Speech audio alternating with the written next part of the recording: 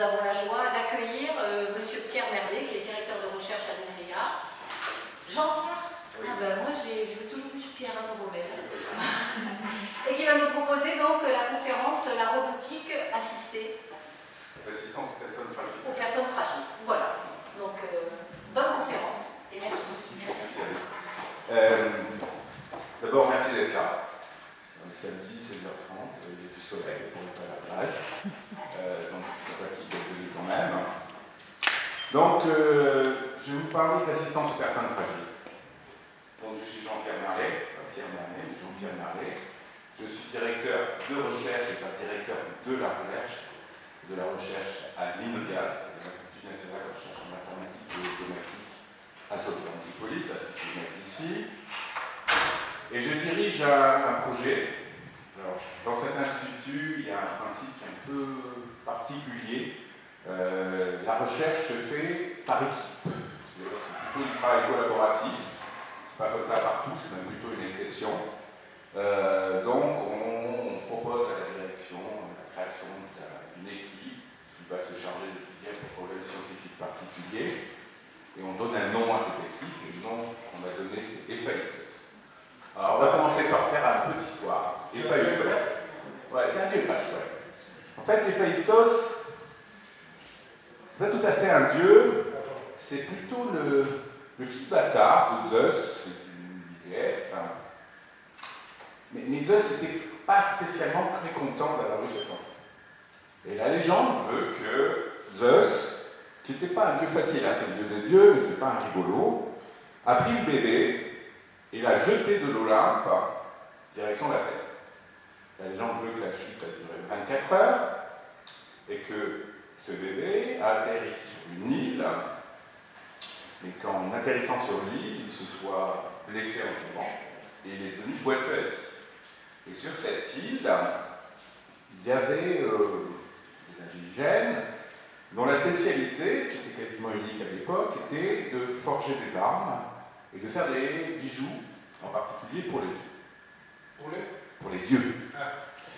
Et Héphaïstos s'est initié à ces deux arts. Il est devenu le pourvoyeur des armes des dieux et aussi des diamants. Mais à cette époque-là, le travail de la forge, faire les armes, c'est pas un travail facile. Il n'y a pas de machine, tout est à la main. Et bien sûr, Héphaïstos est handicapé puisqu'il est boiteux. Et la légende veut que pour se faire aider dans son travail de la forge, il ait conçu 2 servantes automatisées en or qui venaient l'aider dans son travail physique de la forge. Et du coup, les roboticiens disent que Héphaïstos, finalement, c'est le premier roboticien, c'est la première personne qui a conçu une machine artificielle pour aider les gens à faire leur travail. D'où un nom approprié à notre projet qui était l'assistance aux personnes fragiles. Vous voyez, Héphaïstos est une personne fragile et il se fait aider par un système plus ou moins automatique. D'où le nom de ce projet. Alors, c'est la fragilité, si je rentre dans le cœur du débat, la fragilité, c'est quelque chose qui nous arrive à tous, tôt ou tard. J'aime beaucoup ce dessin, les roues de la vie, qui décrit notre vie. On commence en haut à gauche, on est dans la poussette, ça a déjà des roues. Après, on apprend plus ou moins bien à faire du vélo, ça a toujours des roues. Après, on se débrouille plutôt bien en vélo, tout va bien. Après, on passe à la voiture. Après, on a des enfants, on est toujours sur des roues. Après, on a de plus en plus grosses voitures. Après, les enfants s'en vont et on va dans le camping-car, ça a toujours des roues. Et puis, on vieillit et on commence à avoir du mal à se déplacer. Donc, on va avoir un petit scooter électrique. Et puis, malheureusement, aussi, parfois, on finit dans une chaise. Donc, la roue est omniprésente dans notre vie. Alors, évidemment, je plaisante un peu avec ce dessin, mais ce n'est pas un sujet facile. Quand je fais ce genre d'intervention, public généraux, public scientifique, quel que soit le public, en fait, il y a toujours dans la salle des gens qui sont ou qui ont été confrontés à ce problème, le problème de l'âge, de la perte d'autonomie, et puis aux accidents de la vie qui peuvent conduire au handicap. Et donc, ce dont je vais vous parler aujourd'hui, c'est de dire qu'il y a peut-être des réponses qui existent, qui permettraient d'alléger tous ces problèmes. Alors c'est évidemment un sujet qui est grave. Et faire un exposé tout seul, c'est un petit peu tristounet. Alors je vais me faire aider. Je vais me faire aider par un partenaire qui est plutôt de nature enjouée. Je vais vous le présenter. Je vous présente Roger. Alors Roger, il va intervenir pendant mon exposé parce que c'est un interlocuteur qui est plein de bon sens. Il est parfois un petit peu naïf, mais il a un gros avantage, c'est qu'il n'hésite pas à me dire « je ne comprends strictement rien à ce dont tu parles ». Et je vous invite à faire aussi des Rogers. S'il y a quelque chose que je dis que vous ne comprenez pas, n'hésitez pas à m'interrompre. Je dirais à Bastien. Oui, alors bon, je l'ai pris parce que j'ai trouvé cette bougie un petit peu sympathique. Alors, dans l'assistance, la première chose à faire, ou plutôt à ne pas faire, c'est les erreurs. Il ne faut pas se tromper quand on fait l'assistance. Qu'est-ce que vous voulez dire par là? Je vais vous donner un exemple pratique. Vous connaissez probablement tous ces bracelets ou ces colliers de téléalarme que vous pouvez porter. Donc, typiquement, c'est un collier que vous portez en permanence autour de votre cou. Il y a un gros bouton rouge dessus.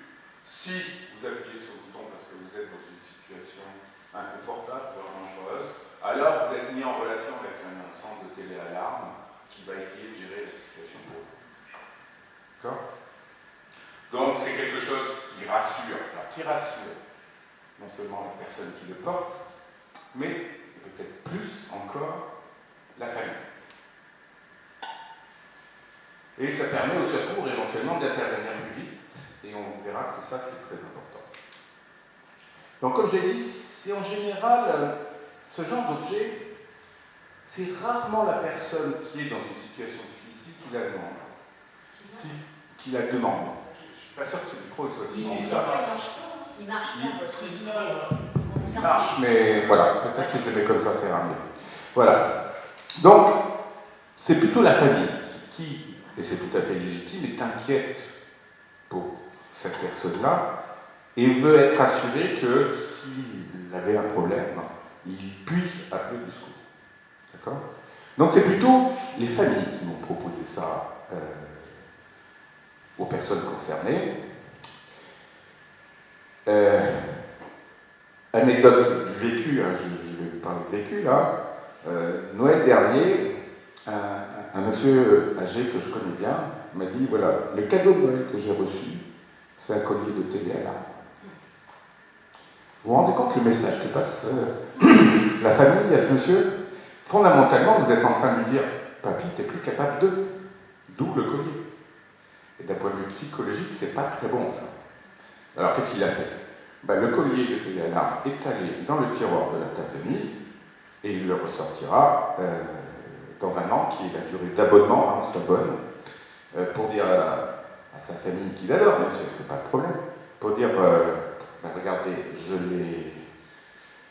je l'ai pas utilisé, c'est peut-être pas la peine de payer un an d'abonnement, qui est assez cher, pour quelque chose dont je ne suis pas servi. Il y a une deuxième erreur sur ces colliers de téléalarme, c'est que la plupart ne sont pas étanches. Et je vous pose la question, où est-ce que se passe la majeure partie des accidents domestiques, des accidents à la maison? Et non, c'est dans la salle de bain. C'est dans la salle de bain, le sol glissant, la baignoire glissante, chute. D'accord? Et c'est le plus endroit donc, où on n'a pas le collier de téléalarme, puisqu'il y a de l'eau qui n'est pas étanche. D'accord? Donc Roger, vous voyez, il dit bien dans la salle de bain. Alors, la conséquence de quoi? De tout ça, c'est un résultat donné par les médecins. 85% de ces colliers de téléalarme sont rendus au bout d'un an. Ce qui veut dire quelque part que ça ne remplit pas vraiment sa fonction, en tout cas pas bien. Alors bien sûr, je ne veux pas dire que c'est pas bien d'avoir ce genre d'objet, ne me faites pas dire ce que je n'ai pas dit, je dis simplement qu'il n'est pas forcément toujours adapté à la situation de la personne, et que peut-être une solution autre, qui aurait eu la même fonctionnalité, répondre aux mêmes besoins, aurait pu être présentée d'une manière différente, de façon à ce que la personne concernée l'accepte. Et l'acceptation, ça va être un élément clé dans tous les dispositifs dont je vais vous Un autre exemple d'erreur. Je vais vous parler beaucoup de mobilité. Alors pourquoi la mobilité? La mobilité, c'est essentiel. Si vous n'êtes pas mobile, vous n'êtes pas autonome. Fin de l'histoire. Ça, c'est la même chose.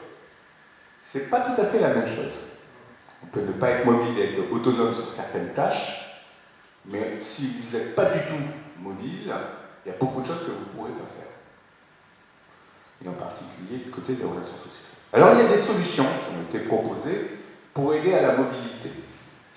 Je vous en présente deux là sur ces deux images. Ce que vous avez à gauche, c'est un prototype de collègues chercheurs japonais qui ont fait cette espèce de grosse machine là, qui s'appelle RIBA, dont le but n'est pas forcément d'aider à la mobilité des personnes âgées, mais plutôt d'aider au transfert des patients à l'hôpital, qui est un très gros problème. Donc ce robot, il est censé prendre cette patiente, cette fausse patiente dans les bras, la soulever de son lit et puis pouvoir l'amener autre part. Elle est assez imposante, cette machine. Et comme dit Roger, elle est un petit peu crispée, les dames. C'est pas très rassurant dans ce genre. Puis il y a un deuxième problème, c'est son coût. Alors ça reste un prototype, mais c'est plusieurs centaines de milliers d'euros. Ah oui, quand même. Comme vous dites, quand même. À droite, c'est un système qui n'est plus un système prototypal, c'est un système qui existe, que les gens peuvent acheter. Vous voyez au plafond de cette pièce que vous avez à droite, vous avez un rail. Non, je ne sais pas si vous voyez ma flèche d'ordinateur, le rail il est là. Hein. Voilà. Sur ce rail se déplace cette espèce de chariot que vous voyez ici. Là. Et de ce chariot descend une sangle qui contient un harnais dans lequel se place la personne qu'on doit déplacer. Et donc, à l'aide d'une commande électrique, la dame qui est à côté je suspecte que c'est son fils, peut faire monter la personne et puis faire glisser le chariot le long du rail de façon à lui permettre d'aller de gauche à droite. Il y a des systèmes un tout petit peu plus sophistiqués, vous n'avez pas un seul rail mais deux, ce qui vous permet d'aller de gauche à droite, mais aussi avant en arrière. Alors c'est assez intrusif, ça se voit beaucoup dans la pièce. Si vous aviez un luminaire au milieu de la pièce, vous l'avez enlevé parce que le rail doit passer, donc on ne peut rien avoir au plafond. C'est assez cher, typiquement 30 000 euros. Là aussi, eux quand même. 30 000 euros, c'est un petit peu coûteux, disons. Et en fait, ce n'est pas vraiment un outil d'autonomie, c'est plutôt une aide aux aidants. La personne qui est à bord du harnais, elle peut éventuellement accéder à la télécommande pour monter et descendre, mais par contre, elle ne peut pas se déplacer sur les rails. Il faut que quelqu'un la pousse. D'accord ? Donc c'est commode pour la mère ou le jeune homme, mais ça ne redonne pas d'autonomie à la personne qui en aurait le plus besoin. Alors, comment une équipe comme la nôtre en est venue à s'intéresser à ce genre de problème, l'assistance aux personnes âgées? En fait, quand on travaille dans le domaine de la recherche, on fait beaucoup de ce qu'on appelle la prospective. Qu'est-ce que va être le futur? Donc en 2004, en interne, et avec d'autres collègues des centres Inoga, on a initié un rapport de prospective sur la robotique, quel est son futur. À cette époque-là, dans les années 2000, la robotique, c'est essentiellement la robotique industrielle. Vous avez tous vu des robots à la télé qui fabriquent des voitures, par exemple. Vous avez dû voir d'autres robots, et je vous en montrerai, qui sont du tout le futur, qui ont mérité d'exister. Mais on se posait la question de savoir est-ce que c'est cette robotique-là, la robotique du futur. Et en fait, dans le rapport, ce qu'on dit, c'est que cette robotique industrielle, elle a toujours de l'avenir devant elle, parce qu'il est nécessaire de rendre le travail pénible, moins pénible, donc de se faire aider par des machines, mais que peut-être la robotique du futur, ce sera ce qu'on appelle la robotique de service, celle qui va aider les gens au plus près. Alors, quelle est la différence entre la robotique industrielle et la robotique de service? Eh bien, dans la robotique industrielle, il y a le monde des robots, il y a le monde des humains, et entre les deux, il y a une barrière, y compris une barrière physique. Vous voyez ça dans les usines, vous avez peut-être vu des lignes de fabrication d'automobiles avec des centaines de robots alignés en train de fabriquer vos voitures. Ils sont séparés par une grille d'un autre monde où il y a des humains qui contrôlent la chaîne. Et si un humain pénètre dans le monde du robot, tout s'arrête. Et bien sûr, les robots ne pénètrent pas dans le monde des humains. Dans la robotique de service, on fait exploser cette barrière. La robotique de service, le robot est à proximité de l'humain, il va peut-être même au contact de l'humain. Alors, l'exemple typique de la robotique de service, c'est peut-être quelque chose que vous avez chez vous, en tout cas c'est ce que j'ai chez moi, c'est le robot aspirateur. Vous voyez ce petit robot qui a à peu près de cette taille, qui se comporte comme un aspirateur, sauf que c'est un aspirateur sur roue qui se déplace. Et il se déplace dans la pièce où vous êtes. Il est capable de vous imiter, mais il n'y a pas besoin que vous ne soyez pas dans la pièce pour qu'il fasse son ménage. Il se débrouille tout seul, il va se recharger tout seul, il va aller faire les coins, pendant que vous êtes en train de travailler, il fait une partie du travail, et puis après il va se ranger discrètement et il disparaît de la scène. Ça, c'est l'engin typique de la robotique de service. Mais ça a rapport, est-ce qu'on voit les articles sur l'intelligence artificielle? Attendez, on va y arriver, vous n'allez pas trop vite. Non, mais parce qu'on voit beaucoup d'articles de vulgarisation. Vous avez dit quoi? Intelligence artificielle? AI ou... Oui, vous avez bien dit. Il y a juste un mot qui me choque dans cette histoire, c'est intelligence. Non, mais artificielle, oui, mais intelligente, non. Pour ceux qui ne sont pas scientifiques de formation, on commence à avoir beaucoup d'articles dans les journaux là-dessus. Je vais en parler. Donc, la robotique du service, c'est un sujet qui est extrêmement large. Une équipe de la taille d'une équipe INRIA, c'est en gros une quinzaine de personnes. On ne peut pas s'attaquer à l'ensemble des problèmes scientifiques liés à tout le panel de la robotique de service, donc on est obligé de se spécialiser un petit peu. Et notre choix dans le projet Héphaïstos, c'est de travailler sur cette robotique d'assistance comme un sujet majeur. Alors, pourquoi ce sujet-là? Là, c'est des histoires personnelles, c'est des histoires de goût, c'est des histoires d'opportunité. Donc, comme dit Roger, ben voilà, vous êtes une équipe de scientifiques, vous avez identifié un domaine scientifique, et donc vous avez retroussé les manches et vous avez commencé à travailler. La réponse à Roger, c'est non, on n'a pas commencé à travailler. Parce qu'on a un problème majeur dans ce domaine, c'est qu'on n'y connaît rien. On n'est pas âgé, on n'est pas handicapé, et donc on ne sait pas de quoi on parle. Et donc, pour savoir de quoi on parle, pendant 2 ans, alors je dis 2 ans, mais on continue cette démarche, on a pris notre bâton de pèlerin et on est allé au contact des gens, des aidants qui ont joué un rôle majeur, du personnel médical, de l'aide-soignante au spécialiste mondial de gérontologie. On est allé dans des maisons de retraite, on est allé consulter les collectivités territoriales qui connaissent très bien ce domaine-là, pour leur demander 2 choses. D'abord, qu'est-ce qui est le plus important? Qu'est-ce qui est le plus important pour vous, pour votre vie? Qu'est-ce pour vous, les personnes âgées? Pour vous, les médecins qui font de la gérontologie? Et les demandes ne sont pas forcément les mêmes. Pour vous, les collectivités territoriales, qu'est-ce qu'on doit étudier? Quel est le type de problème qu'on doit étudier en premier? Et puis, on est bien conscient quand même que face à un problème auquel on peut apporter une solution technologique, c'est-à-dire créer un objet qui va aider à résoudre ce problème,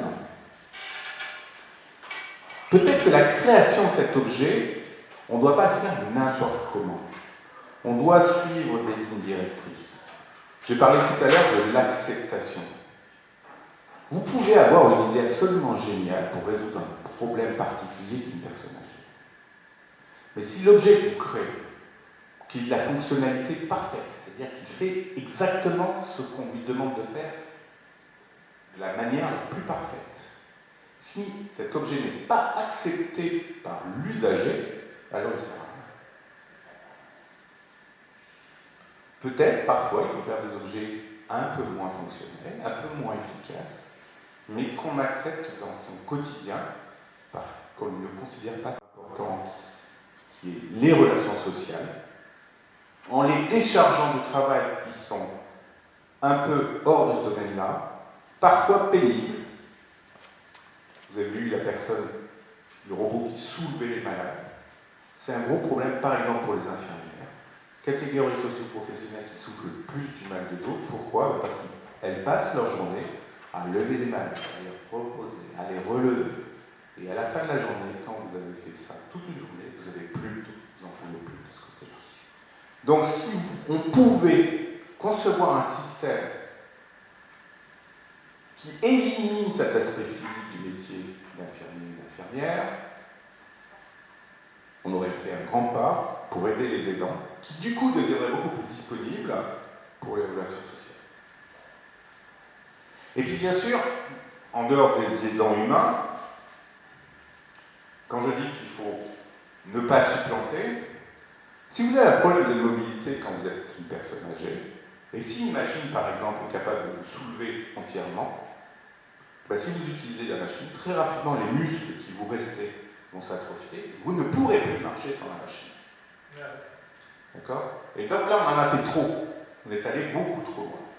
Il faut simplement essayer de fournir l'assistance, le degré d'assistance minimal qui suffit pour aller vers l'autonomie, mais surtout qu'elle ne dégrade pas les potentialités qui existent encore pour les personnes. Donc, dans ce cas-là, ce qu'on va faire pour aider une personne à marcher, c'est qu'on va faire une machine qui va la soulever un petit peu, de façon à ce qu'elle continue à faire travailler ses muscles, jusqu'au jour où, effectivement, ces muscles seront plus suffisants, et dans quel cas, là, on pourra la porter complètement. Donc, préserver au maximum les fonctions existantes.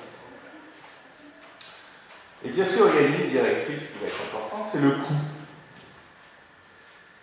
Vous avez vu le système à rail de mobilité, 30 000 € par pièce. Donc 30 000 € dans le salon, 30 000 € dans la chambre, 30 000 € dans les toilettes, 30 000 € dans la salle de bain. L'addition monte très rapidement. Alors là, nous, on a un parti pris, c'est un choix. On aimerait faire que dans ce domaine-là, le modèle économique qui est fait pour les produits se rapproche du modèle industriel classique. Alors vous allez me dire, comme je l'ai dit, je ne comprends pas ce que ça veut dire. Je vous donne juste un exemple. Je connais très bien une société allemande qui fait un tout petit robot dont l'objectif industriel, c'est typiquement ce qu'on appelle faire des opérations de prise et de dépose. Vous avez un bac où vous avez des boulons, vous avez un bac où vous avez des écrous. Ce que fait le robot, c'est qu'il va chercher dans le bac un boulon pour le mettre avec l'écrou. D'accord? C'est ça l'objectif. Alors ce robot-là, c'est très utile parce que dans toutes les industries, il y a plein d'opportunités de faire ce genre de tâches. Ce robot-là, l'industrie allemande le vend 500 €. Alors 500 €, comment il est arrivé à 500 €? Eh bien, il compte le coût de production du robot, le coût de la maintenance, le coût d'un peu de publicité, les frais de développement, sa marge. Il fait l'addition, 500 €, c'est bon, je gagne ma marge, tout va bien. Et puis cette société-là, un jour, a décidé d'élargir son marché. Et il a une idée très astucieuse qui est de dire, on va aller vers le domaine de l'assistance en utilisant le même robot. À la place de l'espèce de pince qu'il a pour saisir les boulons et les écrous, on va mettre une cuillère. Et ce robot, on va le mettre sur une table, devant une assiette. Et le robot fait un mouvement comme ça. Et il amène la nourriture dans la bouche des tétraplégiques qui ne peuvent pas bouger les doigts. Donc il assure une fonction de nutrition. C'est exactement le même robot. C'est même une version simplifiée d'ailleurs. Et vous savez quel est son coût? 8 000 €. Et je connais très bien le directeur de cette société, et je lui dis, comment êtes-vous arrivé à ce chiffre-là? Puisque c'était 500 €, le même coût s'applique. Et en fait, il me répond non. Dans ce domaine-là, ce qui compte pour fixer les coûts, c'est la capacité du système de sécurité sociale à rembourser l'objet en tant qu'objet médical d'assistance. La sécurité sociale dit je peux payer jusqu'à 8 500 € ce genre de choses. L'industriel fixe son prix à 8 000 €, indépendamment du coût de fabrication de l'objet. Et ça, c'est une pratique absolument courante dans les milieux médicaux, qui se répand aussi dans les domaines de l'assistance. C'est une pratique qu'on essaie de montrer comme étant peut-être pas vraiment celle qu'on aimerait.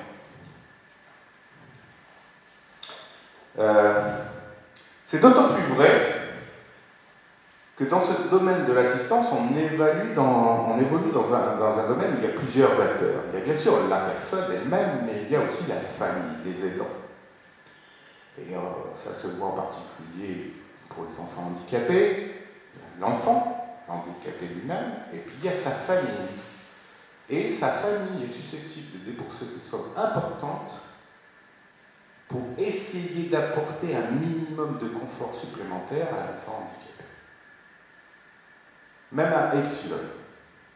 On a donc un contexte où on a le sujet qui est lui-même fragile et une famille qui est prête à débourser et à faire un effort financier important. Et c'est donc un marché plein béni. On peut mettre un peu les prix qu'on veut parce qu'il y a des gens qui sont prêts pour ça. Voilà. Je vais parler de l'acceptation en disant qu'il y a un système d'assistance qui doit être accepté. Et un bon moyen de faire l'acceptation, c'est de faire que le système soit beau. Alors ça, c'est quelque chose qui est assez bizarre. Vous allez me dire, vous êtes scientifique, vous ne devez pas faire des beaux objets. Ben, la réponse est si, on doit faire des beaux objets. Et pour vous dire à quel point c'est utile, je vais juste vous raconter une histoire. Un jour, on a organisé une très grosse conférence de robotique à Nice, à Acropolis. Et dans une conférence, on a ce qu'on appelle des interventions plénières, des gens très connus qui viennent nous faire des discours. Et en l'occurrence, on avait invité Jean-Claude Simon, qui était à l'époque président de la branche européenne d'une association mondiale de handicapés. Jean-Claude est depuis pratiquement tout le temps en chaise roulante. Il vit en chaise roulante. Et donc, on lui a demandé de nous faire une intervention. Alors déjà, la première épreuve assez intéressante, ça a été d'amener Jean-Claude Simon sur la scène de la salle Apollon de Nice Acropolis. Alors, je ne sais pas si c'est une salle qui vous parle, si c'est un lieu qui vous parle, donc le centre de conférence de Nice. Eh bien, il fallait qu'on arrive à faire monter sur scène quelqu'un qui est dans une chaise roulante. Alors ça fait une aventure extrême. Pour arriver dans la salle, on a dû prendre 7 ascenseurs successivement. D'accord ? Parce que tous les ascenseurs, on n'allait pas partout, et nous, on allait dans un endroit particulier. Au bout du 7e ascenseur, on est arrivé dans un couloir de toute petite dimension, où la chaise roulante a réussi à passer, mais on avait 5 mm à gauche, 5 mm à droite. On est arrivé au bout de ce couloir, dans l'arrière-scène de la salle Apollon, et puis là, il y avait une strate de 1 mètre, et aucun plan incliné. Et donc, on va apporter Jean-Claude Simon pour l'amener sur la scène. Et ça, c'est la vie au quotidien des personnes handicapées. Ça, c'est quelque chose, on ne s'en rend pas compte, tant qu'on ne l'a pas vécu. À l'Ignorel, de temps en temps, on fait une expérience intéressante, on fait la journée chaise roulante. Ils font ça assez régulièrement au centre de Dancy. Ils louent 200 chaises roulantes. Et tout le monde se balade pendant la journée en chaise roulante. Eh bien, je peux vous dire, vous voyez la porte qui est derrière moi là. Quand vous êtes en chaise roulante, ouvrez cette porte, c'est l'enfer. Pourquoi ? Là, vous êtes dans votre chaise roulante. Ok, la poignée, il n'y a pas de problème, elle est encore à la bonne hauteur. Il faut que vous poussiez la porte. Et si vous poussez la porte, votre chaise, elle recule. Donc la porte, elle ne s'ouvre pas. Alors il faut vous mettre 2 pieds, de façon à ce que la chaise soit comme ça. Je pousse la porte et je l'ouvre, effectivement. Mais une chaise roulante, ça va dans cette direction, ça ne va pas comme ça. Donc pendant que je tiens la porte d'une main, avec l'autre main, je dois faire tourner la roue gauche de la chaise roulante, tout en maintenant la porte ouverte. Il faut que je la maintienne cette porte, parce qu'il y a le groom qui cherche à la fermer, la porte. Et vous êtes là, la porte, elle est contre votre roue droite, qui ne peut donc plus avancer. Votre roue gauche, elle est dégagée, et vous êtes en train de pousser la porte. Donc votre main est occupée, vous ne pouvez pas pousser sur la roue droite. Et donc vous ne sortez pas. Vous ne sortez pas, sauf si quelqu'un vient vous aider ou tenir la porte. Petit détail technique, et d'autres détails comme ça, il y en a plein. On s'en rend compte uniquement en vivant la situation. Donc voilà, on a Jean-Claude Simon sur scène, ça a été une longue bataille, il nous fait une très belle intervention, et traditionnellement, après ces interventions, il y a des questions. Alors la question c'est quoi? C'est les gens qui disent à un conférencier très connu, qu'est-ce que vous pensez de ça? Et donc un de mes collègues pose la question à Jean-Claude Simon, qu'est-ce que vous aimeriez qu'on rajoute sur votre chaise roulante pour vous faciliter la vie? Alors, il faut vous dire que ce collègue-là, ce qu'il faisait à l'époque, c'est qu'il était spécialisé pour mettre des bras industriels sur les chaises roulantes. Bras industriels qui est par exemple prendre un verre sur la table, sur une chaise roulante, il y a un bras industriel, c'est bon, voilà, j'ai soif, le bras industriel m'amène le verre à la bouche, je peux boire. Donc ce qu'il espérait, évidemment, c'est que Jean-Claude Simon lui dit je rêve d'un bras industriel que vous avez rajouté qui va me simplifier la vie. Et la réponse de Jean-Claude Simon n'a pas du tout été ça. Il a regardé le monsieur et il lui a répondu écoutez, moi, je suis dans ma chaise roulante depuis toujours. Je m'y suis habitué. Il y a deux choses qui me gênent beaucoup dans ma chaise roulante. Je suis dans une position assise. Quand je discute avec un adulte, je suis obligé de lever la tête sans arrêt. Et j'en ai marre de lever la tête. Et donc, ce que j'aimerais, c'est qu'il y ait un système qui me permette de me relever automatiquement, de façon à ce que je sois au niveau des yeux quand je discute. Première chose. Et il me dit, je vous parle de discussion, pourquoi? Parce qu'en fait, le handicap, moi, je m'y suis habitué.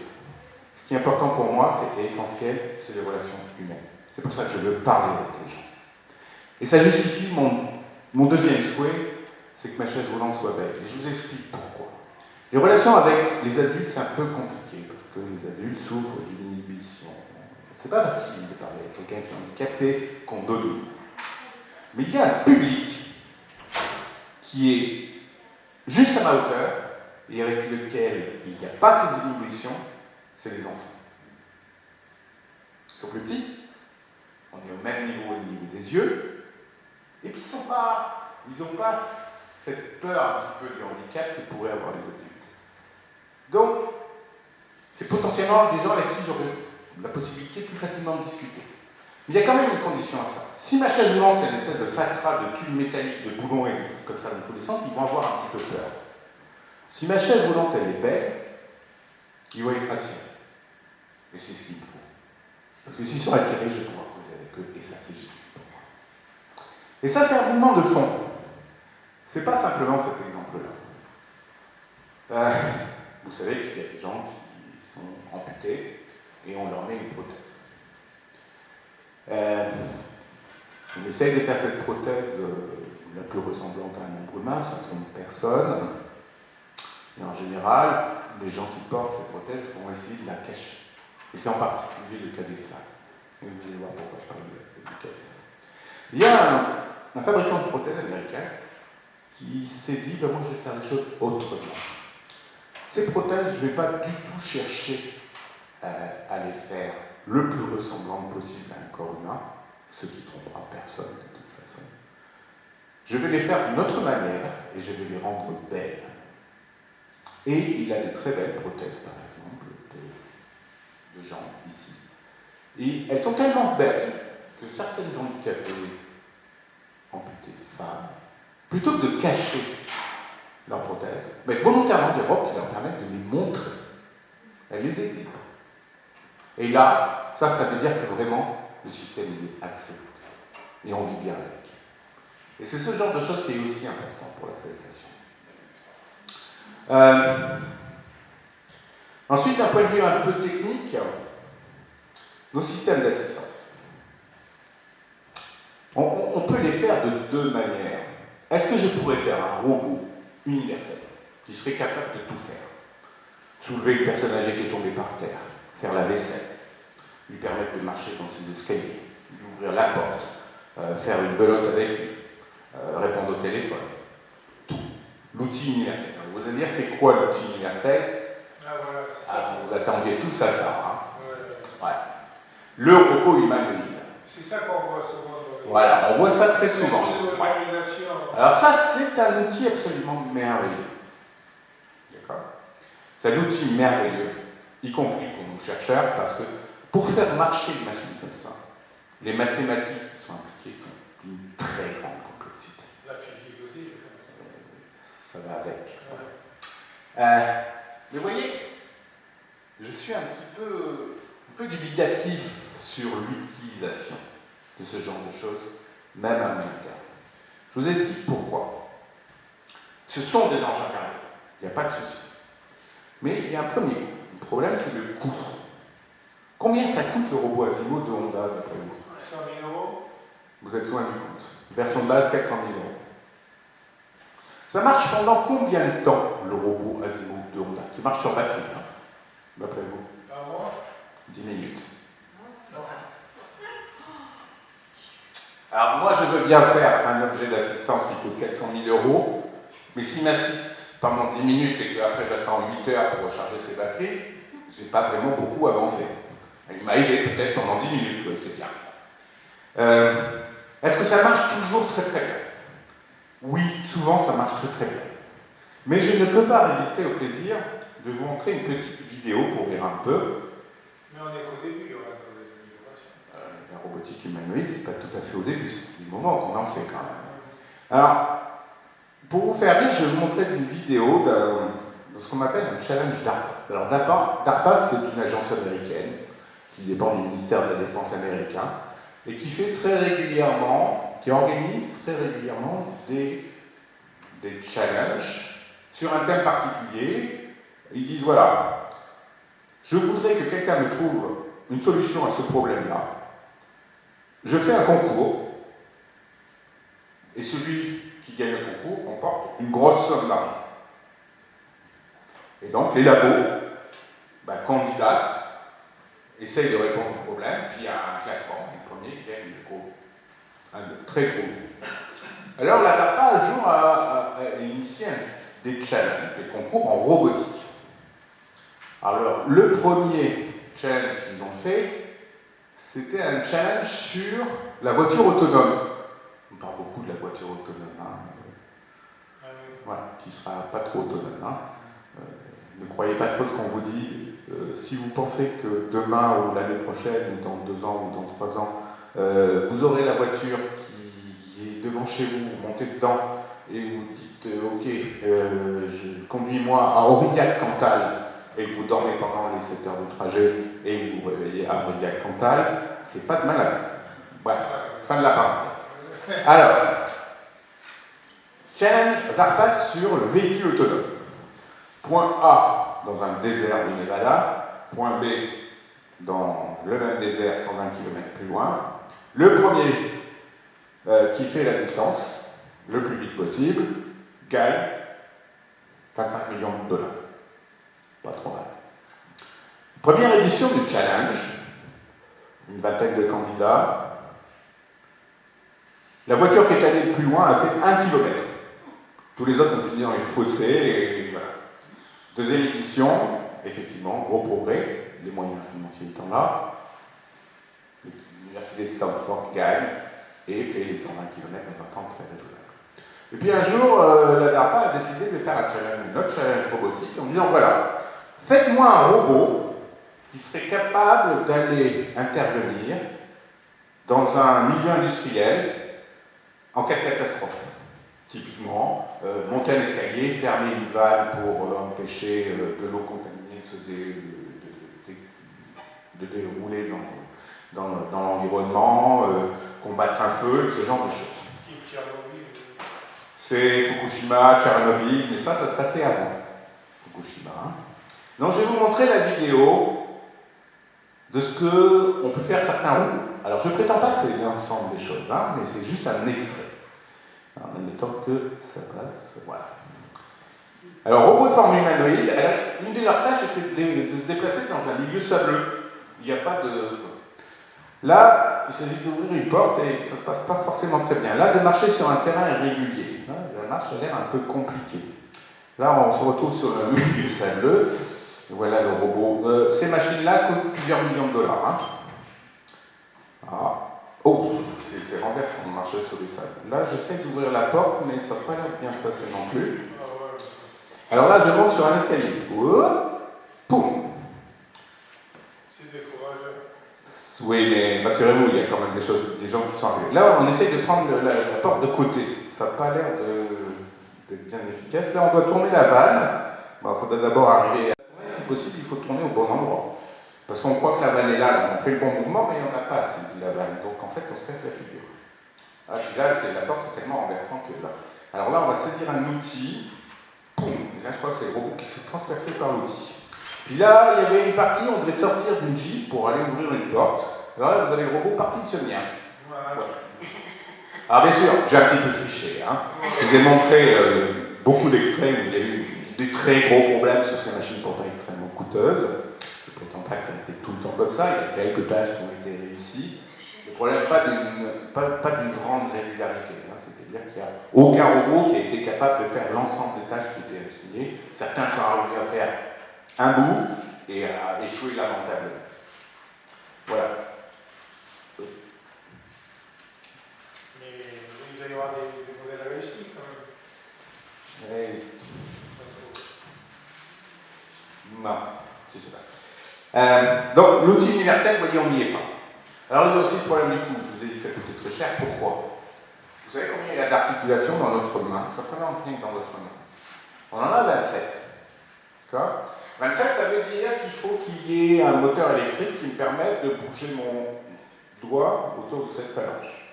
Un autre moteur électrique qui doit me permettre de faire ça, et ainsi de suite. Alors quand je dis un moteur électrique, c'est pas simplement un moteur, c'est aussi un capteur qui me dit ok, là tu as tourné du devant. D'accord? Donc, rien que pour ma main, 27 moteurs, 27 capteurs, sans parler de l'informatique qui va derrière. Ça a un coût. Et on sait que ce coût ne va pas descendre, parce que les moteurs électriques, c'est produit en masse, les capteurs sont produits en masse, on est au minimum de ce que ça peut coûter. Un robot humanoïde, c'est facilement une centaine d'actionnaires. Donc il y a un coût de base qu'on ne peut pas diminuer. On ne pourra pas descendre en dessous de ça parce qu'on est déjà au plancher. Donc forcément, ça explique le coût. Bon, après, il y a le problème de l'autonomie. Alors nous, on s'est dit, si on met un système d'assistance pour les personnes âgées qui ressemble à ça, d'abord, je ne suis pas complètement sûr de l'acceptation, en dépit de ce qu'on voit parfois au cinéma. Et puis je ne suis pas sûr de la réussite en termes d'assistance sur le long terme. Donc ce qu'on a choisi, c'est de dire, plutôt que de faire un système qui prétend être capable de faire tout, et peut-être qui pour le moment ne fait pas grand-chose, on va y faire un ensemble de systèmes, un peu moins universels, plus spécialisés, et puis on va prendre ces systèmes, les rendre collaboratifs, ils vont se causer, et ensemble, ils vont être capables de faire des grandes choses. Donc c'est plutôt un essaim de système. Et la voiture autonome, c'est pas pour demain. Un jour, entre Antibes et Nice, on va avoir une voie dédiée à ce genre de choses, très instrumentée, que Google aura parfaitement cartographiée, c'est-à-dire qu'on saura exactement où sont chaque panneau, chaque passage piéton, et ainsi de suite. Et là, oui, on aura un véhicule autonome. Mais je ne suis pas sûr que ce véhicule autonome sera capable d'aller à Sophia Antipolis. Ça restera limité. En fait, il y a des grandes manœuvres, des grands discours sur ça. La réalité est que le véhicule autonome, c'est quelque chose de très compliqué à réaliser scientifiquement, qu'il y a des tas de choses qu'on ne sait pas faire. Par exemple, vous avez peut-être entendu parler du Google Car. Oui. La voiture de Google, effectivement, la voiture de Google fait plusieurs millions de kilomètres, en mode autonome. Mais ce qu'on ne dit pas, et qu'on cache bien souvent dans ces articles-là, c'est de dire que la Google Car ne marche pas quand il neige et quand il pleut. Parce que cette voiture suppose l'utilisation de capteurs qu'on appelle des capteurs lidar. Je ne dirais pas ce que c'est un truc qui est sur le toit de la voiture et qui regarde en gros ce qu'il y a devant la voiture. Et ces lidars, ça ne marche pas quand il pleut et quand il neige. Donc la Google Car a fait des millions de kilomètres par beau temps, souvent le cas en Californie, ça aide un peu. Je ne suis pas sûr que Google Car a fait plusieurs millions de kilomètres à Brest. J'ai rien contre la Bretagne, mais c'est légèrement plus. Donc il ne faut pas non plus trop vous laisser influencer par ce qui est dit. On glisse souvent sur des petits détails techniques, d'accord? Et d'ailleurs, chez Google ne peut pas devenir un producteur automobile. Il s'en fiche de faire des voitures. Il y a des gens qui font ça très bien. Par contre, le véhicule autonome dépend d'une chose absolument essentielle. Un système de cartographie très précis. Ça, Voilà. Non, pas à ce niveau de détail. Vous avez Google Maps. Donc, sur Google Maps, on ne vous montre pas beaucoup de choses, mais sur le système de cartographie de Google inclut la position des flux de position, de signalisation, des panneaux, des passages piétons, plein d'autres choses qui sont absolument essentielles pour la navigation d'un véhicule autonome. Par exemple aussi, ce qu'on appelle des amers, c'est-à-dire des choses qui ont une forme très particulière qui vous permettent de dire voilà, mon véhicule sur la route, il est actuellement exactement là, au millimètre près. D'accord? Et ce que veut faire Google fondamentalement, qui a donc établi un système de cartographie de cette nature, c'est de vendre à tous les constructeurs automobiles. Là, pour Google, c'est Pico. C'est plusieurs milliards chaque année. C'est ça la stratégie. C'est un véhicule autonome. La science. Je vous parlais un peu de science, en particulier de mobilité. Quand on commence à avoir des premiers problèmes de mobilité avec quand on est âgé, on va faire appel à deux systèmes, typiquement. Le déambulateur, donc le déambulateur avec des roues dessus, ou la canne. Ces deux outils ont deux fonctions essentielles, c'est d'aider la personne à tenir debout. Hein, sur le déambulateur, on a deux poignées, on s'appuie sur ces poignées pour avancer. Et la canne, c'est pareil, c'est une seule poignée. C'est leur seule fonction actuellement.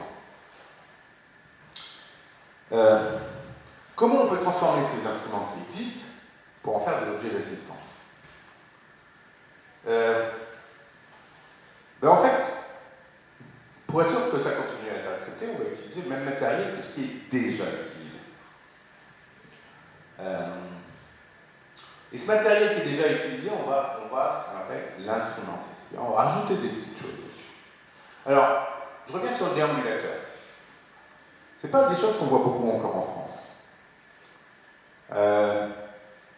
C'est un choix qui est souvent culturel. Vous allez en Suède, dans la moindre ville, même le plus reculée de la Suède, toutes les personnes âgées marchent avec des déambulateurs.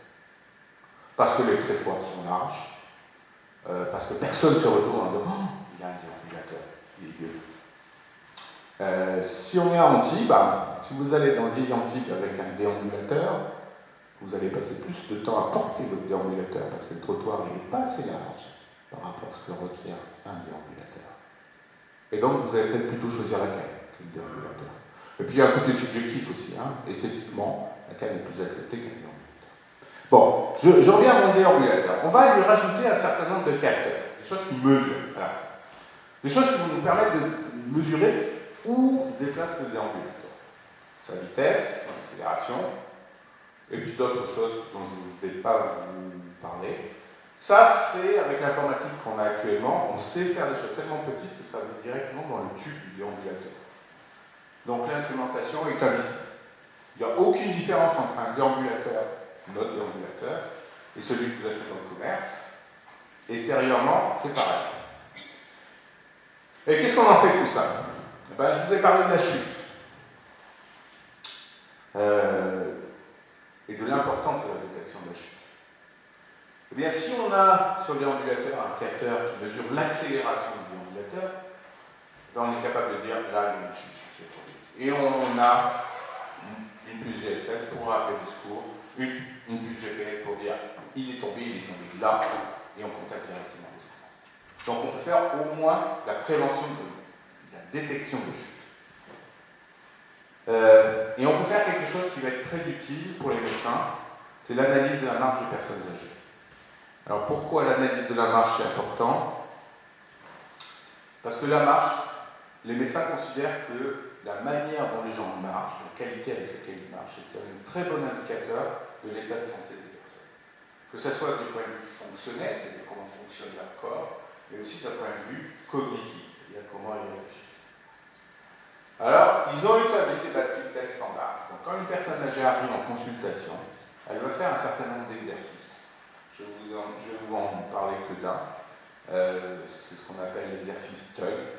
En fait, vous êtes assis sur une chaise, on va vous demander de vous lever, et on va vous demander de parcourir 10 mètres le plus en ligne droite possible. Et on va chronométrer combien de temps vous mettez pour faire ces 10 mètres. Et en fonction du temps, ben on va vous donner une note qui qualifie votre indépendance. Est-ce que vous êtes capable de marcher tout seul? Est-ce que vous avez des difficultés? Ou est-ce que vous êtes finalement incapable de vous déplacer? Et donc, par exemple, on estime que sur un tug, si vous mettez plus de 30 secondes pour faire les 10 mètres, c'est que vous êtes dépendant. Vous avez besoin de vous aide pour marcher. Si vous mettez moins de 20 secondes, on considère que vous marchez quasiment normalement. Lentement, mais normalement. On sait aussi qu'il y a un lien entre le temps que vous mettez pour faire ce genre d'exercice et le risque que vous présentez de faire une chute. Plus ce temps est élevé, plus le nombre de chutes, la probabilité de passer une chute augmente. Voilà. Donc c'est un exercice standard que font tous les médecins dans le monde entier. Mais vous voyez qu'il est un petit peu bizarre. Parce que qu'est-ce que vous mesurez dans ce test? Juste le temps. Mais vous pouvez imaginer qu'il y a deux personnes qui vont marcher de manière différente. L'une pathologique, c'est-à-dire parce qu'elle est malade, l'autre parce que simplement elle est un peu âgée, et donc elle se déplace lentement. Elles vont mettre le même temps, et pourtant elles n'ont pas la même indépendance, elles n'ont pas la même pathologie. Donc le temps c'est un indicateur, mais ce n'est pas suffisant. Alors, ce qu'on a décidé, c'est de faire un test en disant, ben voilà, médecin, nous on peut mesurer des tas de choses, en plus du temps. On peut mesurer bien sûr le temps, très précisément. Mais on va faire un test, et je vais vous montrer le test. En fait, on a pris 35 personnes jeunes, et 35 personnes âgées au CHU de Nice, et on les a fait marcher. On les avait marché avec ou sans déambulateur. Donc là, c'est une personne jeune. Alors les personnes jeunes, en plus, elles avaient sur leur corps de l'instrumentation, ce qu'on ne va pas faire pour les personnes âgées. Et on va voir comment ils marchent sur un exercice standard de la marche. Alors c'est pas tout à fait le tug, hein. Là c'était le tug 10 mètres en ligne droite, avec le déambulateur ou sans le déambulateur. Voilà. Et on mesure tout un tas de choses pendant ces exercices-là. Chaque patient, enfin chaque cobaye faisait 5 fois l'exercice. 5 fois sans le déambulateur, 5 fois avec le déambulateur. Et puis après, on fait passer ces 35 personnes jeunes. On est passé au CHU, puisqu'on a une forte collaboration évidemment avec le milieu médical. Et puis voilà une dame, une de nos cobayes préférées. Elle était très excitée à l'idée de faire ce genre d'expérience. Elle se maquillait avant que les doctorants arrivent et tout ça. Et donc voilà, avec le déambulateur, elle marche. Vous voyez que la marche n'est pas tout à fait la même, évidemment. Et ce que vous observez peut-être, c'est que chaque fois qu'elle fait un pas, ben, si vous faites un pas à gauche, le déambulateur il tourne à droite. Si vous faites un pas à droite, le déambulateur il tourne à gauche. Donc le déambulateur il fait une espèce de circuit comme ça en V. D'accord? Alors qu'est-ce qu'on tire de ça? Alors, voilà un tableau très mystérieux. Mais je vais vous l'expliquer en deux mots. Ce que vous avez là, l'échelle qui monte, c'est le temps pour faire les 10 mètres. D'accord? Donc, vous voyez, les rectangles sont rouges quand c'est des sujets jeunes, les rectangles sont bleus quand ce sont des sujets âgés. Et ce que vous avez là, dans cette échelle-là, c'est le nombre de tests dans lesquels on faisait le temps correspondant. Donc, par exemple, si vous regardez le rectangle bleu qui est le plus en bas, il y avait, sur l'ensemble des tests qu'on a fait, il y a eu 3 tests où une personne âgée a fait un temps entre 6 et 7 secondes. Et si vous regardez le rectangle rouge, c'est pour les personnes jeunes, il n'y en avait que 2 qui avaient fait les 10 secondes, les 10 mètres, entre 6 et 7 secondes. Ça veut dire quoi en pratique? Plus vous êtes haut dans l'échelle, plus vous mettez du temps à faire l'exercice. Plus vous êtes bas, plus vous êtes rapide. Je vous rappelle, les rectangles bleus, c'est les personnes âgées, les rectangles rouges, c'est les jeunes. Est-ce que vous pouvez remarquer sur le diagramme, c'est qu'il y a une très grosse majorité des rectangles bleus en bas. Ce qui veut dire, en pratique, et j'aurais dû vous poser la question avant, d'après vous, une personne âgée avec un déambulateur marche-t-elle plus vite qu'une personne jeune? Oui. Oui, il y en a. Alors, la littérature médicale dit non. Mais une personne jeune marche plus vite qu'une personne âgée. Eh bien, avec un déambulateur, ce genre de choses démontre que c'est faux. Les personnes âgées avec un déambulateur vont plus vite que les jeunes. C'est ce que Ouais, c'est curieux, hein. Et ça s'explique. Vous voyez ce que c'est un déambulateur? Vous avez vu la vidéo, vous avez une espèce de triangle comme ça. Une personne jeune, quand elle marche, elle a tendance à faire des pas assez grands. Et quand vous faites un pas assez grand et que vous êtes derrière un déambulateur, votre tibia vient heurter les montants du déambulateur. Et ça fait très mal. Alors, vous apprenez très vite, parce qu'une fois que vous l'avez fait une fois, là, vous avez compris que vous êtes en roulant. Ça fait mal. Et donc, une personne jeune fait un premier grand pas, puis après, tout un ensemble de petits pas pour surtout pas se cogner les tibias. Une personne âgée, qui a l'expérience de son déambulateur, sait exactement quelle est la bonne amplitude de son pas pour ne pas se cogner les tibias, mais pour bien avancer. Alors évidemment, elle va moins vite en fréquence, mais plus long. Et donc au total, c'est une gamme. Voilà. c'est la tortue de l'après la saison. C'est un peu ça. Alors par contre, il y a des choses aussi qu'on a beaucoup appris sur ce test en ligne droite.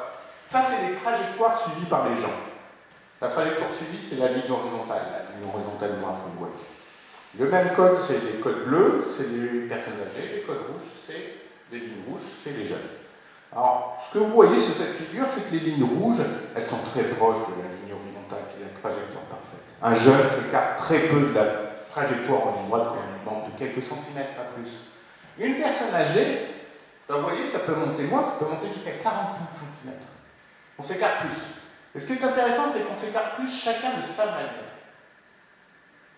On marche chacun à sa manière. On a une signature qui est sa marche.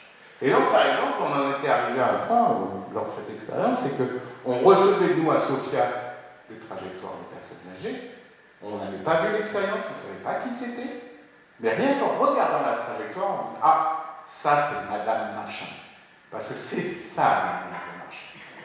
Et ça, les médecins, ils sont très intéressés par ça, parce que du coup, on est capable de caractériser cette marche. Pour un mathématicien, quand on a un objet comme ça qui est courbe, qu'on doit comparer avec quelque chose qui est une droite, on a tout un tas de batteries d'indicateurs qui nous permettent de dire voilà, cette marche, elle a ses caractéristiques. Et comme cet exercice, on peut le faire en permanence, y compris à domicile, ça veut dire qu'on peut faire du suivi. On est hors des conditions de stress.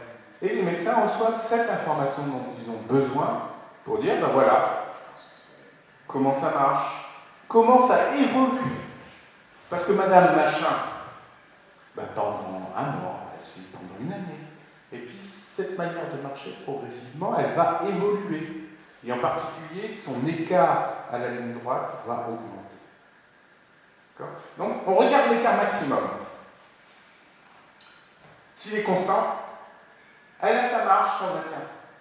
Ça ne veut pas dire qu'elle va vite, mais en tout cas, elle se débrouille bien. Si on voit que ça commence à dériver, l'écart augmente, le temps augmente, et plein d'autres caractéristiques augmentent, alors on sait que là, ça commence un tout petit peu à être problématique. Et là, le médecin va intervenir. Excusez-moi, quelle heure je vois sur les conférences Je vais accélérer là parce que j'ai pris beaucoup de retard au départ. Non, mais c'est pour savoir. Normalement, c'était 1 heure, mais j'en ai encore pour 5-10 minutes. Ah, je vois. Donc, je vais peut-être justement je vais peut-être sauter un tout petit peu ça. Alors, je reviens juste sur la chute parce que c'est quand même assez important. Je vous ai dit qu'avec ces déambulateurs, on pouvait détecter une chute. Est-ce qu'on peut l'empêcher? On peut un petit peu l'empêcher parce qu'un déambulateur, ça a des freins sur les voies arrière. Et comme nous, on sait qu'il y a un début de chute, on va actionner ces freins. Et ça peut prévenir, c'est-à-dire empêcher, une chute avant et une chute arrière. Il y a quelque chose qu'on ne peut pas faire, c'est empêcher les chutes latérales. Parce que ça, on n'a pas de moyen là-dessus. On y travaille, mais ça, c'est encore des choses qu'on ne sait pas faire. Je vais sauter ça. Juste, on parlait tout à l'heure de carte. Avec un déambulateur instrumenté comme le nôtre, on peut faire une carte de l'environnement et de la personne. Ce que vous voyez ici, c'est l'INRIA, Sofia. Ce que vous voyez coloré en vert, bleu et rouge, c'est les routes. Et leur couleur, ça veut dire quoi? Ben, si c'est rouge, c'est que c'est très incliné. Si c'est vert, c'est que c'est plat. Et si c'est bleu, c'est entre les deux. Et ça, c'est très utile de question. Et à partir de là, il y a un système qui automatiquement lui dit, bon voilà, vous allez à bâtiment Cauchy, vous allez passer par cette route. C'est pas forcément la plus courte, mais c'est la meilleure pour vous. Fermari est italien, lui, non? Pardon? Fermari. Et malgré son nom, c'est un français. Ah, Et ouais. Bon, alors je vais sauter ça. Allez, hop. Je vais aussi sauter ça. Oh non, une vidéo, allez, je vous montre une vidéo. Un déambulateur, ça peut servir aussi à plein d'autres choses, ça peut servir pour la rééducation, faire des exercices. Mais quand vous utilisez un déambulateur, il faut d'abord apprendre à se servir d'un déambulateur. Parce qu'il faut être à la bonne distance vis-à-vis du déambulateur. Si vous êtes comme ça, c'est pas bon. Parce que la forte chance que vous chutiez quand vous utilisez le déambulateur. Si vous êtes comme ça, c'est pas bon non plus. D'accord? Parce que là, vous n'allez pas avancer. Vous allez vous mettre des petits coups de pied avec les pieds. Donc il faut apprendre. Alors comment on apprend? On a fait un système qui permet d'apprendre. Voilà, c'est juste des petites lumières. Quand c'est rouge, c'est que vous êtes trop loin. Quand c'est jaune, c'est que vous êtes trop près. Et quand c'est vert, c'est que c'est bon. Eh bien, alors ça, c'est une expérience qu'on a fait avec un centre de rééducation en Espagne. Pendant 1 an et demi, ils ont eu ce dispositif. Ils ont trouvé ça, les médecins ont trouvé ça génial. Parce que les gens qui avaient du mal à apprendre à marcher avec un déambulateur apprenaient extrêmement rapidement avec ce genre de dispositif. on confond un peu le vert et le... Ouais, alors ça, bon, là, c'est la vidéo de mon téléphone, c'est pas forcément les bonnes couleurs. Hein. Si, on voit qu'il y a du rouge, mais le vert et le jaune, on confond. Le vert est au milieu. Ouais. Voilà, le jaune est à droite, le rouge est à gauche. Et ça, c'est un exercice pas simulé, hein, c'est une des patientes qui est passée. Et vous allez voir, là, je vais peut-être aller un petit peu plus vite.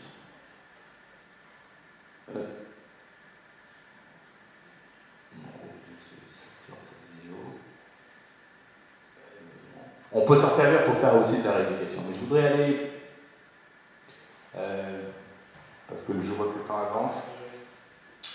Je vous ai parlé de ce problème qu'on appelle le problème de transfert, c'est-à-dire pour les infirmières, prendre une personne qui est dans une situation âgée, allongée, et la mettre dans une chaise roulante. Et pourquoi on s'est beaucoup intéressé à ce problème? C'est parce que lors de notre période de 2 ans d'observation, il y a quelque chose qui a fait consensus. Les gens vous ont dit, voilà, vous allez travailler pendant 12 ans. On ne sait pas ce que vous allez faire, mais il y a une chose que vous pouvez. Si vous arrivez à la faire, vous allez changer votre vie. Une chose qu'on est obligé de faire, je vais essayer de vous faire trouver. Une chose qu'on est obligé de faire tous les jours. Une chose qui est difficile à faire quand vous avez des problèmes de mobilité, parce qu'elle implique de s'asseoir et de se lever. Aller aux toilettes. Alors c'est pénible. C'est pénible pour la personne parce qu'elle a du mal à s'asseoir, à se lever. C'est pénible pour elle. Donc bon. C'est pénible souvent pour les aidants. Parce que les gens qui ont des difficultés, on va les aider. Ça veut dire que monsieur qui fait 120 kg, papy qui fait 120 kg serait aidé par mamie qui fait 40 kg toute mouillée. Pas terrible comme situation. Vous avez un déambulateur. Comment vous faites avec un déambulateur pour aller aux toilettes? Qui sont en général des lieux relativement exigus. Alors, je suis derrière mon déambulateur, les toilettes sont là. Il y a un mur là et là. Mon déambulateur passe, juste, ça passe. J'avance. Voilà. Je suis devant la cuvette. Oui, mais entre la cuvette et moi, il y a le déambulateur. Comment je fais? Je ne peux pas faire demi-tour, je prends la place. J'y vais comment? Je vais en marche arrière. Ça, c'est pas une très bonne idée pour des gens qui ont des problèmes d'équilibre, d'aller vers un endroit qu'ils ne voient pas et en marche arrière. Donc, c'est pas une situation facile. Conclusion, c'est aider dans ces cas-là. Donc, ce problème de toilette, ça c'est dur de dire ça, mais ça nous a beaucoup préoccupé. Et on a utilisé notre passé pour faire un système que vous allez voir en vidéo. Voilà. Alors, ça marche comment? Vous avez au plafond 4 trolls qui enroulent ou déroulent des câbles. C'est des câbles que vous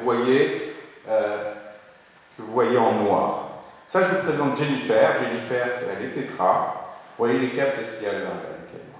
Ces câbles, quand on les enroule comme il faut, ça permet à la plateforme de monter et de descendre, d'aller de gauche à droite, d'avant en arrière. Voilà. Et donc Jennifer, qui dans son harnais médicalisé qu'elle porte tout le temps pour des raisons autres que ça, eh ben, elle est capable avec sa télécommande de télé d'appuyer sur un bouton, de se faire soulever, de se faire amener sur sa chaise roulante, et elle est devenue autonome. Et avant, elle ne l'était pas, parce qu'il fallait qu'elle attende que quelqu'un puisse l'aider pour se mettre un chef au canton. Ce quelqu'un, c'est pas Charlie. Charlie, c'est son père, qui est un petit peu âgé. Charlie est sur les toilettes en ce moment. Et Charlie, il a du mal à se soulever lui, donc prendre Jennifer dans ses bras, c'est hors de question. Eh bien, il y a le même système dans les toilettes qui va l'aider à se lever, à s'asseoir tout seul pour les toilettes de manière autonome. Pendant que Jennifer, elle se fait soulever de son lit de manière totalement autonome. Et ça, c'est un système qui coûte quelques centaines d'euros. On n'est plus dans les 30 000 euros. Et qui permet de faire d'autres choses. Ça reste un robot. Par exemple, si Charlie fait tomber ses clés par terre, dans la vie courante, Charlie va se blesser pour aller chercher les clés. Et ça, c'est pas bon. Pardon, toujours à cause de ce problème de chute. On se penche, ça augmente le risque de chute. Et bien là, c'est le robot qui va aller chercher les clés au sol, qui la ramène à Charlie, au niveau de ça. Il n'y a plus besoin de se pencher. On a aussi, alors vous voyez, on est dans un environnement un peu bizarre, on a une cuisine juste à côté, on a aussi un frigo qui fait des choses un petit peu bizarres. D'abord, ça s'ouvre automatiquement, tout ça est contrôlé. Mais dans un frigo, imaginez que Charlie veut faire une soupe de carottes. Il va dans le frigo, il va chercher les légumes. Où se trouve le bac à légumes? Dans un frigo, en bas. On est donc obligé de se pencher. L'augmentation du risque de chute. Dans notre frigo, c'est pas comme ça que ça marche. Le bac à légumes sort, il monte à hauteur des mains de Charlie pour venir chercher le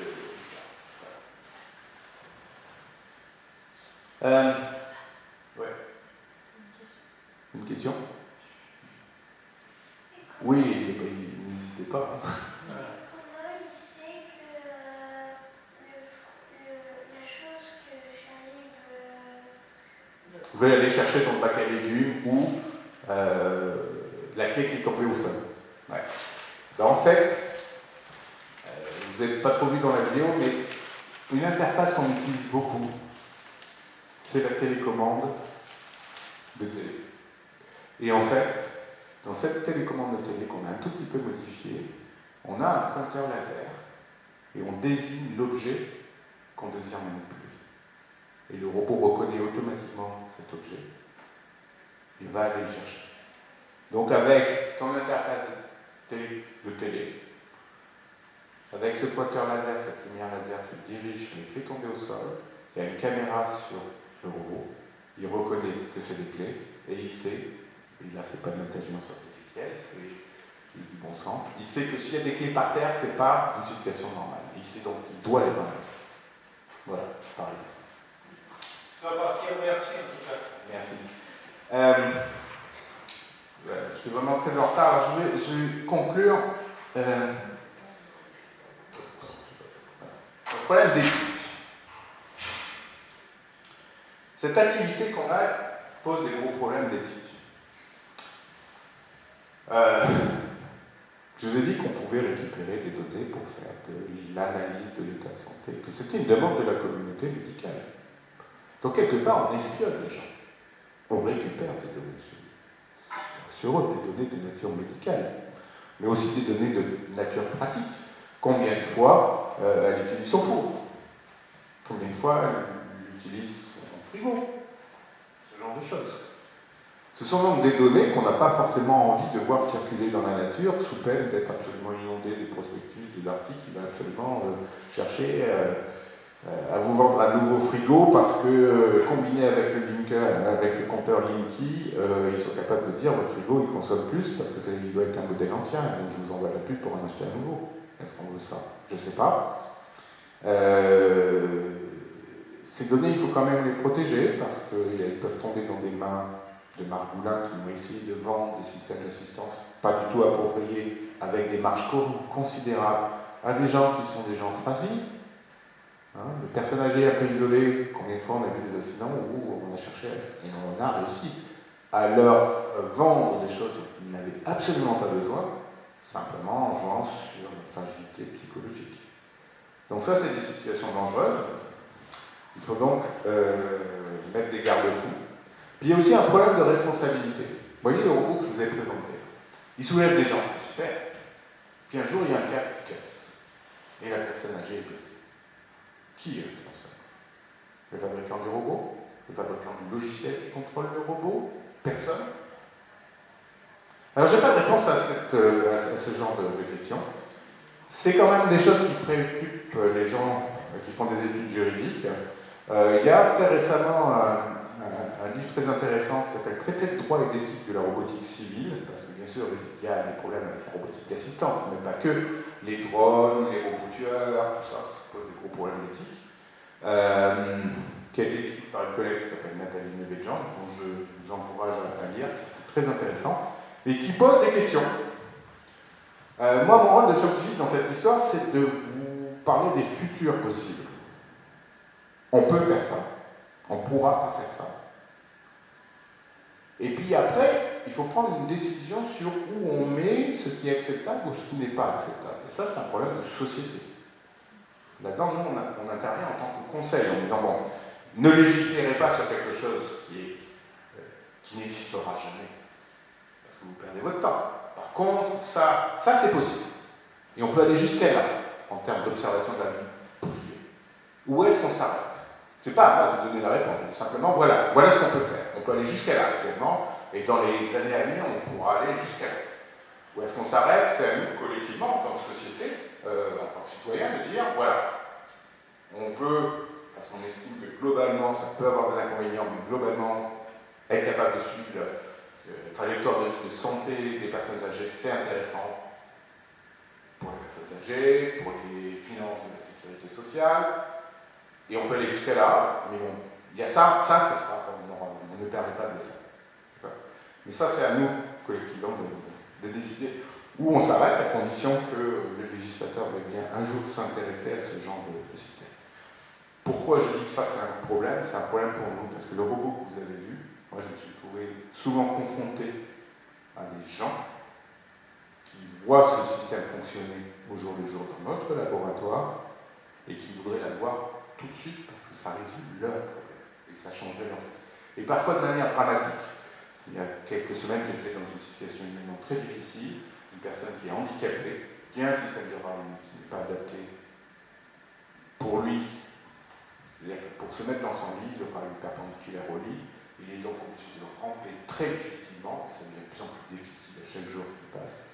Il doit ramper et après se tourner à 90 degrés pour enfin pouvoir dormir. Et ça, c'était terrible parce qu'il avait vu mon système marcher, il était venu dans le laboratoire, et il le voulait. Il le voulait parce que ça fait exactement ce qu'il faut pour lui. Il était prêt à le payer, à me faire un chèque. Mais bien sûr, je ne peux pas accepter ça, de faire ça. La responsabilité serait évidemment beaucoup trop grande. Et donc, on est dans une situation désagréable, également difficile, d'avoir un système qui est fonctionnel, accessible, abordable en termes de coût, facile à installer, facile à maintenir, mais qu'on ne peut pas déployer pour des raisons légales et de standards non encore établis. Donc il faudrait pousser, et vous pouvez participer en disant, ben voilà, ça c'est intéressant, regardez, il y a des gens qui font des choses intéressantes pour les personnes âgées, pourquoi on ne va pas les voir plus souvent, et pourquoi on ne légiférerait pas sur ce genre de choses pour accélérer les développements. Voilà, c'est ce que je voulais dire. Et je vous remercie d'être venu encore. Et si vous avez des questions, je suis disponible.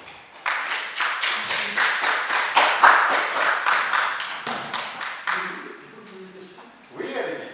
Alors, je me pose la question, est-ce qu'on est loin d'une situation où le robot pourra prendre des décisions? Alors, il faudrait que vous précisiez le contexte. Prendre des décisions dans quel contexte?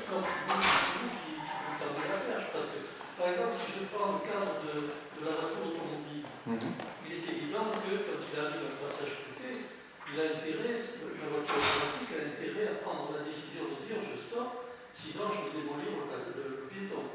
C'est ce genre de question que je me pose, c'est-à-dire est-ce que les robots à court terme seront capables d'être programmés pour prendre des décisions?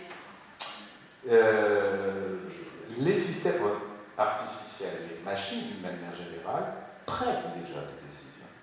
Donc ils pourront prendre des Je veux dire, un robot qui fabrique une voiture automobile peut décider de ne pas poser la roue parce qu'il estime que l'axe sur lequel il peut poser la roue n'est pas dans la bonne position. Et donc le robot dit je ne fais pas.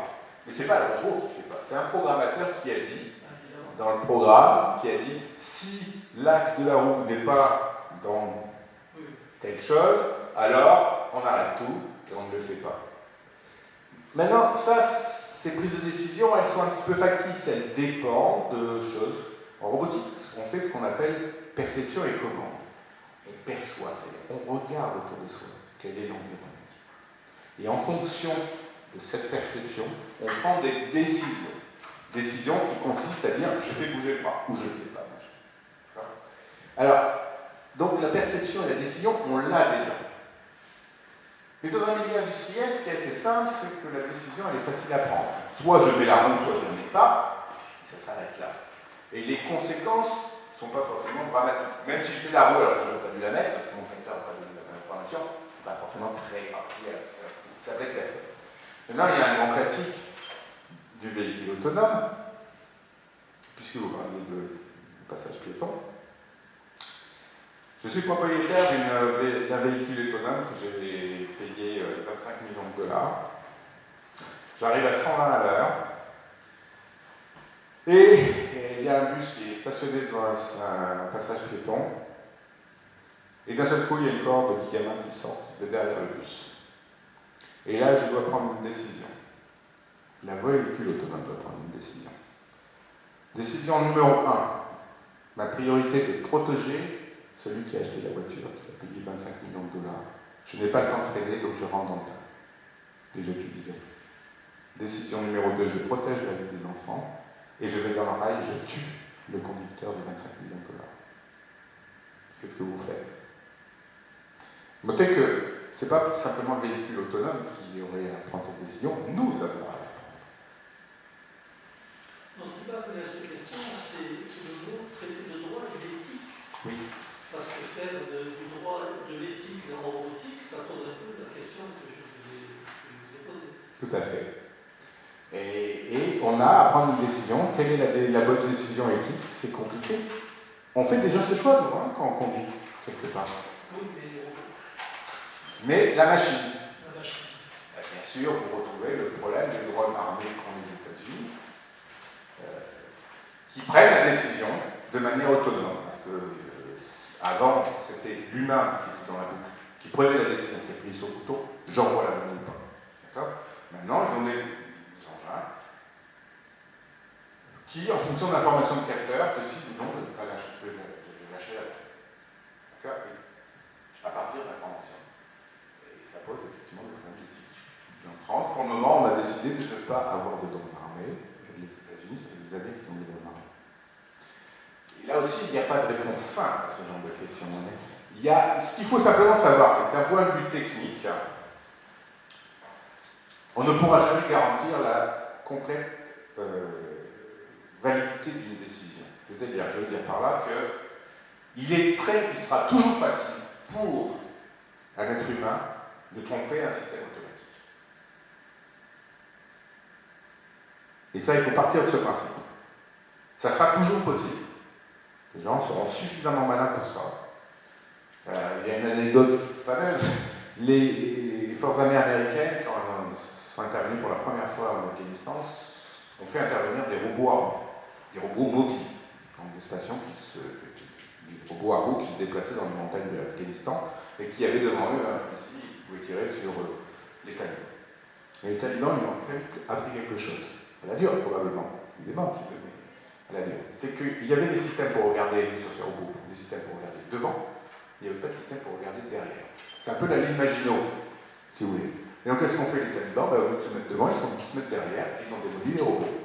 Comme les Allemands, au lieu de se heurter à la ligne Maginot, ils ont fait le tour pour passer par derrière. Donc ça, c'est les cas simples. Il y aura toujours un cas simple pour un système automatique. Donc il ne faut pas croire les personnes, qui ne sont certainement pas des scientifiques, qui vont nous assurer un fonctionnement à 100% sur un système automatique. C'est simplement impossible. Donc après, il faut être capable d'accepter le risque. Alors il ne faut pas non plus aller trop loin. Oui, mon robot à câble, un jour un câble peut casser et peut tuer une personne âgée. Oui, ça c'est possible, je suis très honnête, je le sais, ça peut arriver. Mais malgré tout, il peut fonctionner des centaines de milliers d'exemplaires, ce genre de choses, qui soulagent la vie de 100 accidents. Et le fabricant vous dit, oui, je sais qu'il y aura un accident un jour, c'est inévitable. Est-ce que je ne suis pas susceptible d'accepter qu'il y ait un accident par rapport aux bienfaits qu'ont des centaines de millions de personnes? Et on a aussi fait ce choix, nous, en disant, ben voilà, on roule en voiture. Et on sait qu'il y a des accidents de la route. Malgré tout, on roule en voiture. Et donc, on a fait le choix d'acceptation. Mais c'est un choix collectif, là, qu'on fait. Actuellement, on n'est pas tellement dans cette ligne droite. On parle de principe de précaution. Le principe de précaution, c'est s'il y a le moindre risque, alors on ne fait rien. Vous comprenez bien que c'est un peu dangereux.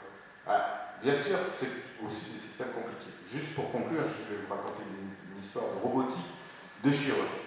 Vous avez peut-être entendu parler du robot Da Vinci, qui aide les chirurgiens à faire des opérations extrêmement compliquées. Il y en a, c'est un système très coûteux, 2 millions de dollars. Il y en a un au CHU de Nice. C'est un robot où en fait, ce sont deux robots téléopérés, c'est-à-dire contrôlés par un chirurgien dans une station qui est séparée de la table où est le patient. Cette machine est extrêmement précise. Elle est capable de s'ajuster dans des conditions très difficiles. Par exemple, les opérations qu'on appelle à cœur battant. On a ouvert la cage thoracique. Il y a le cœur qui bat. Et sur ce cœur, il y a un organe qu'il faut corriger. Mais quand vous êtes chirurgien, le cœur il bat. Et c'est donc difficile de corriger quelque chose sur quelque chose qui bouge. D'accord? Alors ce que font les chirurgiens souvent, c'est qu'ils arrêtent temporairement le cœur pour corriger, puis après on met le cœur en route. En fait, le robot Da Vinci permet au chirurgien d'avoir l'impression que le cœur s'est arrêté de battre alors qu'il continue à battre et d'opérer comme ça.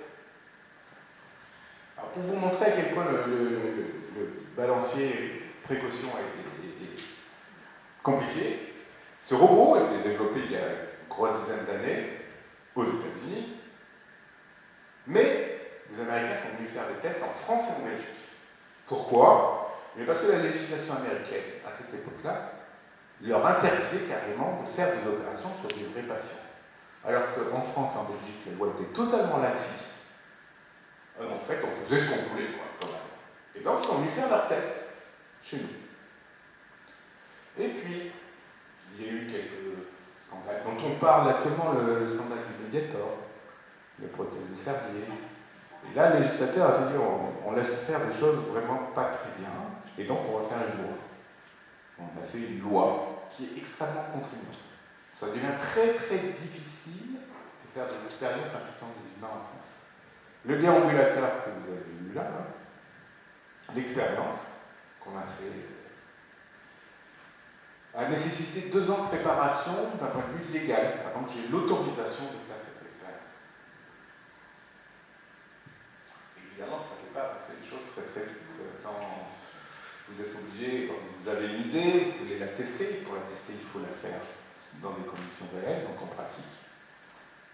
Et on vous dit oui, mais 2 ans après, vous ayez envie de faire l'expérience. C'est compliqué. Alors, le principe de précaution, vous voyez, peut avoir un effet extrêmement négatif sur les avancées. Maintenant, il faut être aussi lucide. Sur ces problèmes d'assistance, on a affaire à un problème de société. Et on sait que la dynamique des sociétés, c'est une dynamique qui est lente. On ne va pas révolutionner les choses du jour au lendemain, même si technologiquement et scientifiquement, on pourrait le faire. Demain, si on me dit, voilà, c'est pas grave s'il y a un câble qui casse, mais j'aimerais que tu mettes 200 robots à câble dans toutes les chambres de l'hôpital de La Fontaine pour que les infirmières aient qu'à appuyer sur un bouton, ou même pas que les infirmières appuient sur le bouton. Qu'un patient puisse dire, je prends l'interface de télé, j'appuie sur un bouton, ça me lève, j'appuie sur un deuxième bouton, ça me pose sur ma chaise Word et je peux regarder la télé super confortablement. Je sais le faire. Je l'ai fait cet été. Pas avec les gens dans cette circonstance. Il n'y a aucun problème. Je ne le ferai pas moi parce que moi je suis un scientifique, un industriel. Mais en tout cas, si un industriel voulait le faire, il n'y a aucun problème technologique. Il n'y aura aucun problème scientifique pour ce genre de tâches. Ce qui l'empêche actuellement, c'est un fait légal. C'est un fait sociétal d'acceptation du risque. Oui, un jour, sur les 200 chambres d'hôpital, il se peut qu'un jour, il y ait un patient qui soit tué. Parce qu'il y a 2 câbles qui tombent par terre et il se fracasse.